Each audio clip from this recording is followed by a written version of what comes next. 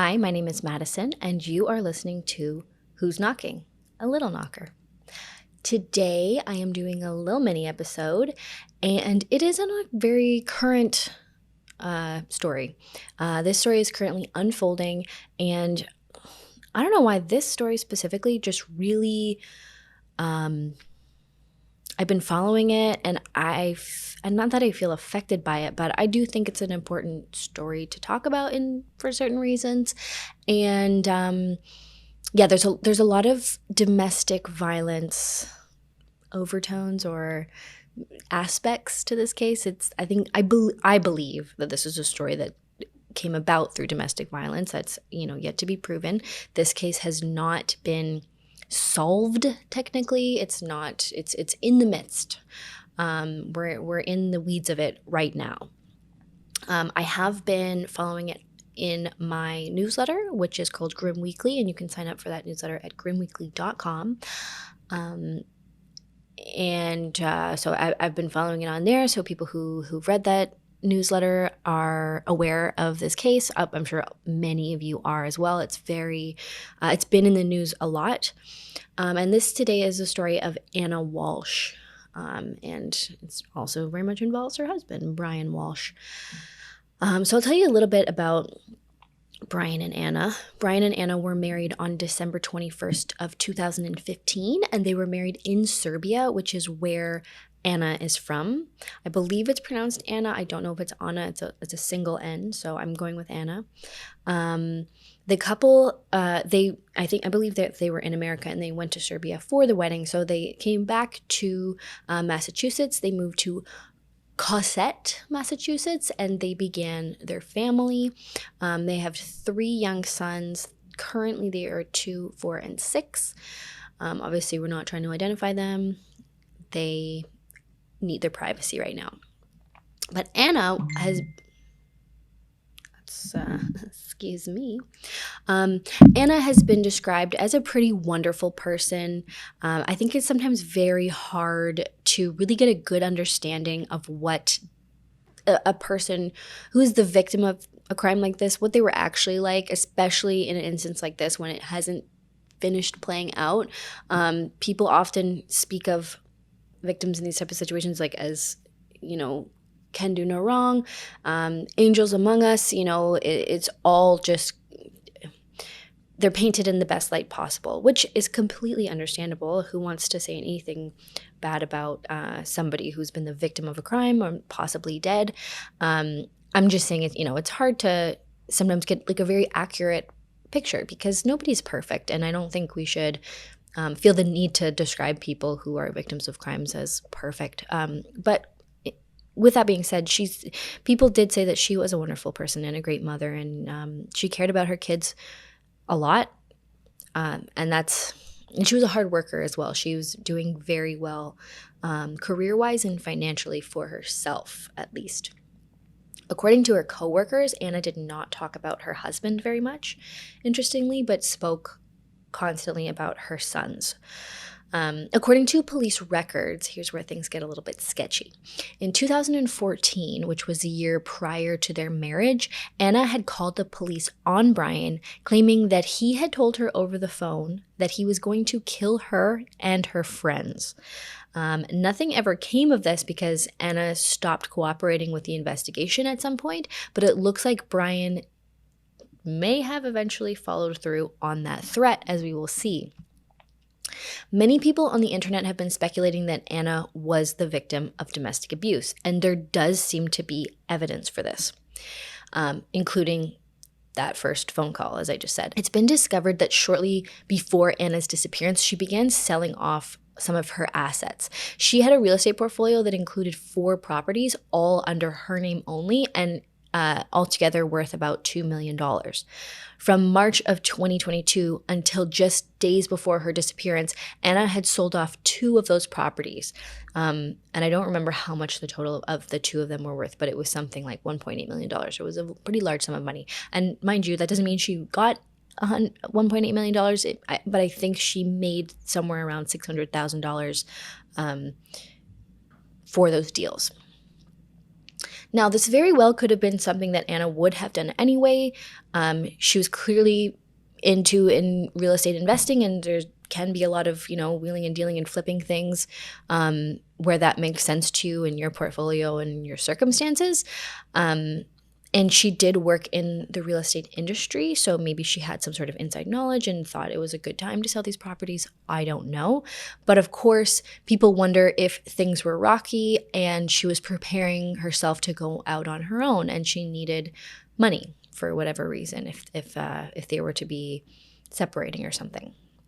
Now, at the beginning of 2023, Anna was working for what has been called a high-end property management firm in Washington, D.C. So she was living in Cosette, Massachusetts, and she got this job in Washington, D.C., which seems like it was a very coveted job. It was, like she was stepping up in her industry. And it seemed that she was traveling back and forth from Massachusetts to D.C., and right at the top of the year, she was supposed to be in D.C. And it seems that Brian and his family, the decision had been made, or kind of made for them, but Brian and the family could not move with her to D.C. for this job, which I think is what she wanted them to do, because Brian had a number of legal issues keeping him at home. Now, Brian was home and on house arrest pending sentencing for a 2016 case involving some fake Andy Warhol paintings. There definitely seemed to be issues in their marriage. Her mother claimed that just before her disappearance, Anna had called her and asked her to fly out to D.C. to be with her. And it wasn't clear what specifically she wanted her mother to do, but it seemed like she wanted her for support. And it looks like Anna did mention that the couple were arguing, and specifically she talked about arguing about the kids. She did remain vague about all these things. And the mother, it looks like, based on somebody who translated these messages, because I think they were in Serbian. I believe Serbian is the language of Serbia. It appears that her mother wanted to come and planned to come, but she's needed a week or so to sort out some of her medical appointments. She has some sort of medical issues right now, and not that it's anyone's business, but that was keeping her from coming immediately. So, as for Brian Walshe, he's obviously another character in this story. Brian has been described by family members and friends as a sociopath, and not figuratively, literally. According to one friend, Brian had an extensive stay at a mental health facility for this condition, which does seem kind of sus because an actual diagnosis would not be you're a sociopath. It would probably be something like antisocial personality disorder or something like that, not sociopath. But I think I think a lot of people have been skeptical of that. But at the same time, it's like this is just a friend describing it. He's probably just describing things in his own words, and who knows? It's all speculative. There was also a very sketchy dispute that had taken place a few years ago over Brian's father's will, which had really pitted a lot of people in Brian's family against him, and I think has been talked about a lot as evidence for Brian's really sketchy and horrible behavior, and to indicate the type of guy that he was. So apparently Brian and his father did not get along very well. And when Brian found out that he hadn't been left anything in the will before the father had passed, he was pissed and he started a bunch of drama. So Brian had then been, after he died, there was no will, kind of, but we'll see where it was. And Brian had been accused of destroying it and then selling off the contents of his father's house and then taking off with the money. Brian's dad had a lot of very expensive things, including an original Salvador Dali painting. So that was a lot of money that he made by selling the contents of the home. Thankfully, though, someone had taken a photo of Brian's father's will. Brian's father's named Thomas Walshe, and he's a doctor. I don't know what type of doctor, but he's Dr. Thomas Walshe. And And that photo taken of the will is the only reason that people know of the will's existence. And that was like where the dispute began, because then Brian in the will, or Brian's father, sorry, in the will left Brian nothing but well wishes, which is kind of hilarious. And so it was very clear that Brian was well aware of this, and he kind of moved quickly to sell the home and everything inside of it, to then take some of his father's money after he died. So Brian and Thomas's issues went back a long time, apparently. Back in the day, Thomas had left his family, which also seems pretty sketchy, and he claimed it was because it was a hostile environment, which is quite vague. And it appears that around this time, Brian was placed in the psychiatric care that his friend had talked about earlier. So I don't know. Based on what I've read, this like Dr. Thomas Walshe does not seem like the greatest guy either. It sounds like he just left his family and then like went off and made a bunch of money and kind of left them. But I don't know that that's the truth. I think we're getting very limited pieces of information. So I don't want to use these little tidbits to judge anyone too harshly. I think there's a lot more to be said about Brian, and it seems like he has been involved in a lot of criminal activity. And according to police records and Anna's friends and family, he was not the greatest guy to them. And so that's where I would kind of leave it, and I wouldn't really put too much into his family. Put what you will into what you want. That's your business. But from my standpoint, talking about the story, I think, obviously some of this evidence is a lot more solid than some of the other evidence. And we should also, I think, stick to the Brian and Anna aspect of this. But anyway, years later, after Thomas had left his family, he claimed that Brian had stolen $800,000 from him during a home refinancing deal. I don't know how that works. I don't know how that would have worked, but that was the claim. So it just seems like there was a lot of financial disagreements and possibly like actually stealing from each other in Brian's family. One of his friends, and I assume this is an ex-friend, said this about Brian.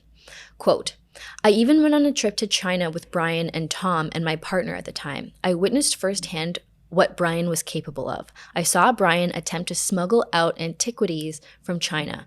When Brian was confronted, he picked up a stanchion and literally attempted to kill 4 or 5 guards that had to come talk to him about his crime. Brian is not only a sociopath, but also a very angry and physically violent person." End quote.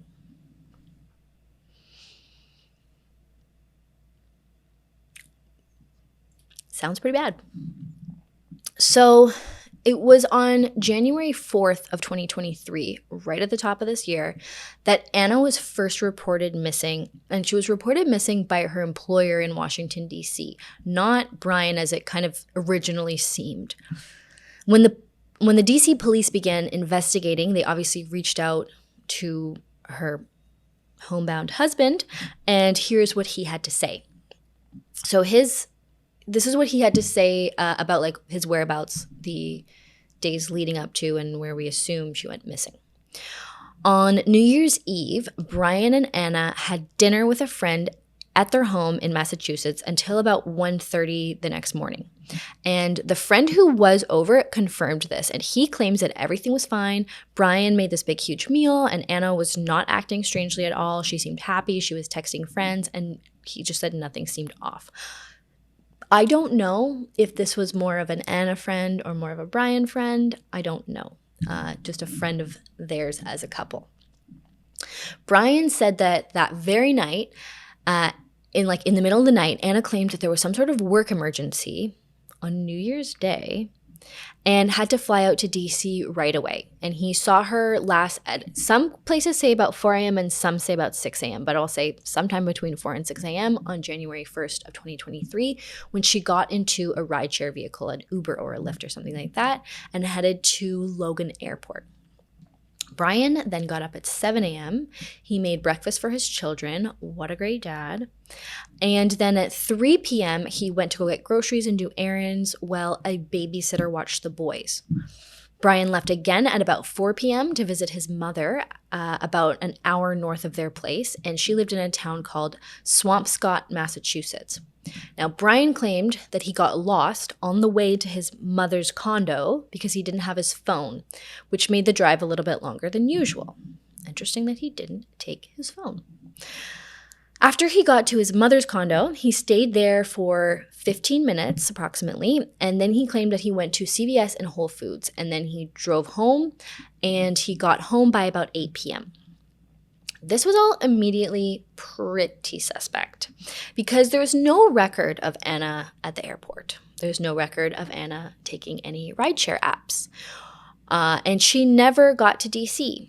There was a huge search for Anna, and because it took them until January 4th to even realize that she was missing, they were at a huge disadvantage. And we all know it is crucial in missing cases reports, the first 48 hours and everything. It's time lost is a significant issue for any investigation.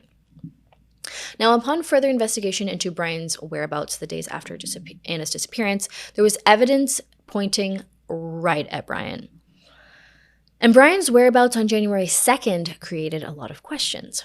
He was found to have visited a Home Depot where he purchased tarps, tape, mops, buckets, baking soda, goggles, a hatchet, and a Tyvek suit with boot covers. He paid about $450 for this purchase and used cash. And I guess he was super worried about COVID because while he was shopping at Home Depot, he was sporting a blue surgical mask, not crazy, and blue surgical gloves, kind of crazy. And on January 8th, 2023, Brian was officially arrested for misleading the police in their investigation, and it was discovered that during this time, Brian had been very busy getting rid of evidence. In the home investigation, they found a knife covered in blood, and then it was a damaged knife, and blood in the basement. Then when they looked into surveillance cameras, Brian was caught on camera putting big trash bags into a dumpster near Brian's mother's condo. There was no evidence that he had been to CVS or Whole Foods, but he did go to this dumpster, and it appeared, based on his physicality at the dumpster, that these bags were very heavy.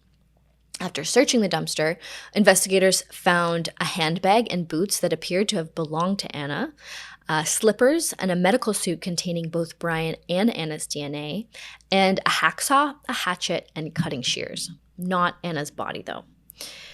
And then there were the Google searches, which were made on one of his son's iPads. So I will let the prosecutor detail this. On January 1st, defendant Googled using his son's iPad. Some of his searches are as follows. Keep in mind that the defendant said he left at 6 a.m. At 4:55 a.m. on January 1st, he searched how long before a body starts to smell. At 4:58 a.m., how to stop a body from decomposing. At 5:20 a.m., he searched how to embalm a body.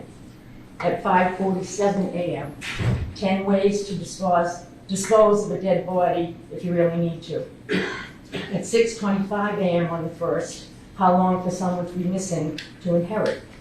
At 6:34 a.m. on the 1st, can you throw away body parts? At 9:29 a.m., what does formaldehyde do? At 9:34 a.m. on the 1st, how long does DNA last? At 9:59 a.m., can identification be made on partial remains? At 11:34 a.m., dismemberment and the best ways to dispose of a body. At 11:44, how to clean blood from wooden floor. At 11:56 on the 1st, luminol to detect blood. At 1:08, what happens when you put body parts in ammonia? At 1:21 p.m., is the offender throw crime scene clothes away or wash them? Those were on the January 1st. I know, more. There were also more Google searches on January 2nd. At 12:45 p.m., hacksaw best tool to dismember. At 1:10 p.m., can you be charged with murder without a body? At 1:14 p.m., can you identify a body with broken teeth? In addition to these very incriminating searches, there was also a search done on December 27th, which this is just a few days before she disappeared. And that was, quote, best state for divorce for a man, end quote. So there's your motive. Brian obviously wanted to, well, we don't know if it was Brian who wanted to leave, but it could have been that she wanted to leave him and he knew that, and he was trying to prepare for that. On January 17th, Brian was charged with murder, but Brian pled not guilty. Now, the state believes that Brian beat his wife to death on New Year's Eve and then dismembered her body and disposed of her remains in a dumpster, and they believe that her body has been incinerated by this point, which really sucks because that's really what they need. But I don't know. They seem to have a lot of other evidence. But anyway, so of course I think it's important to remember there's been a lot of cases happening and people like really jump the gun. So I think it's very important, regardless of how this looks, innocent until proven guilty. This man is going to go through a trial, or he's going to do a plea deal, whatever. He has pled not guilty, so it seems like he wants a trial. I think his next court appearance is in February. But if I had to guess, if I had to look at what we know and guess as to whether or not Brian Walshe killed his wife Anna, I would have to say that it's looking like he did. I don't know about you. And if he did, my fucking God, it's actually wild the amount of evidence he left behind. Like, has this man never watched a crime show? Has he never seen CSI? Does he not know about search histories or security cameras? How can this be? If I was the police, I would almost want to expand my search just to make sure that he wasn't being somehow set up, because the trail of evidence left behind is just wild. Especially because this man is no stranger to criminal activity. And it's clear through his actions that he was trying to cover it up. But he just did such a bad job. Horrible.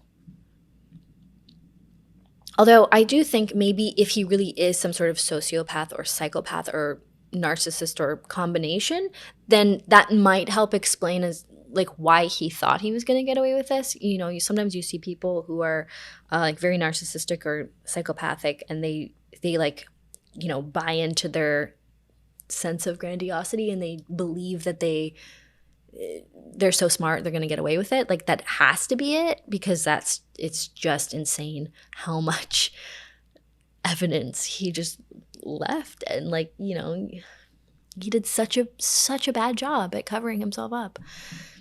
Now, some people have speculated that this could have been some sort of like Gone Girl situation. Like I was saying, he could have been set up, but I do highly doubt that.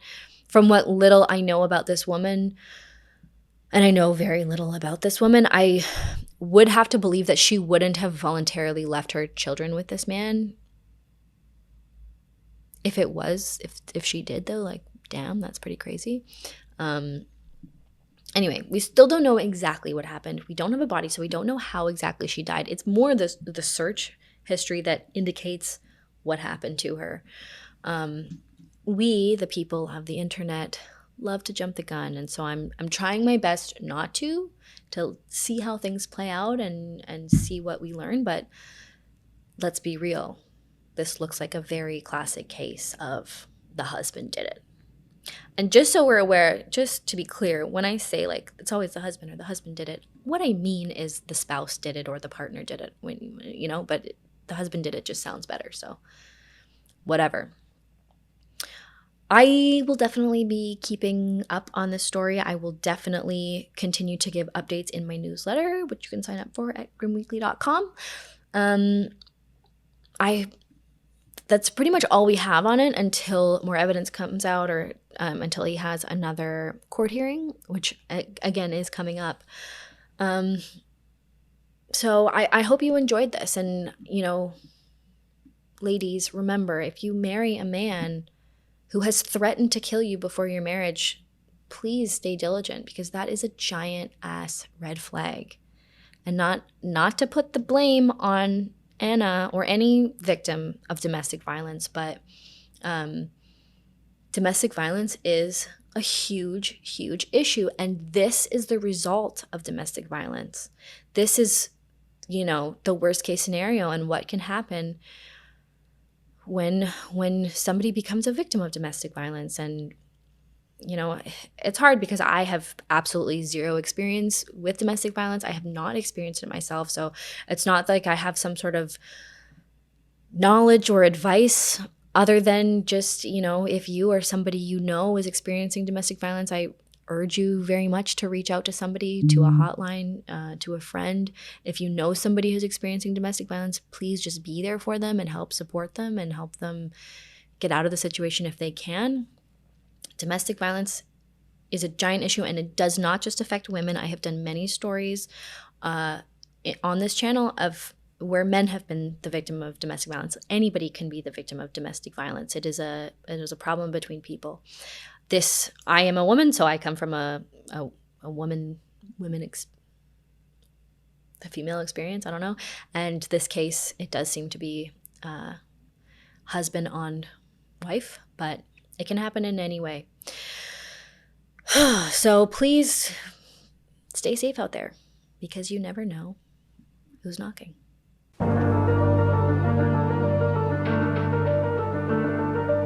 This podcast is produced in collaboration with Lost Line Media. Artwork by August Digital. Music by Matthew Cook.